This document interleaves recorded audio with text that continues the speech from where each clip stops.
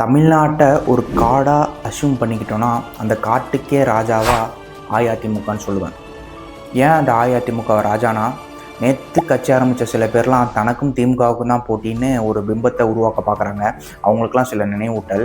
அஇஅதிமுக செஞ்ச சரித்திர சாதனைகள், அதாவது 69% இடஒதுக்கீடு, சத்துணவு திட்டம், பல தனியார் கல்லூரிகள், விஏஓ போஸ்டிங்ஸ், தமிழ் பல்கலைக்கழகம், மகளிர் காவல் நிலையம், தாலிக்கு தங்கம், தொட்டில் குழந்தை திட்டம், அம்மா உணவகம், விலையில்லா லேப்டாப்பை, முல்லை பெரியாறு மற்றும் காவேரி இஷ்யூவில் தீர்வு கண்டது, பாதுகாக்கப்பட்ட வேளாண் மண்டலம், ஓலா ஏத்தர், கோடை யமாகா டைட்டில் பார்க் கோவை மற்றும் திருநெல்வேலி, அது மட்டும் இல்லை மதுரையிலையும் கொண்டு வந்தது, அத்திக்கடவு அவனாசி திட்டம், 7.5% உள்ஒதுக்கீடு, கால்நடை பூங்கா, கொரோனா போன்ற பேரிடி சமயத்திலும் ஜிடிபியை உயர்த்தி காட்டியது. இது மட்டும் இல்லை, எடப்பாடி கே பழனிசாமி அவர்கள் ஆட்சி காலத்தில் மட்டும் 11 அரசு மருத்துவக் கல்லூரிகள்.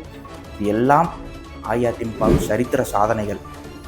இவ்வளோ சாதனை பண்ண அஇஅதிமுகவை விட்டுட்டு மக்கள் ஏன் சினிமாவில் வந்து இன்னும் நடிக்கிற உங்களை ஏன் வாக்களிக்கணும்?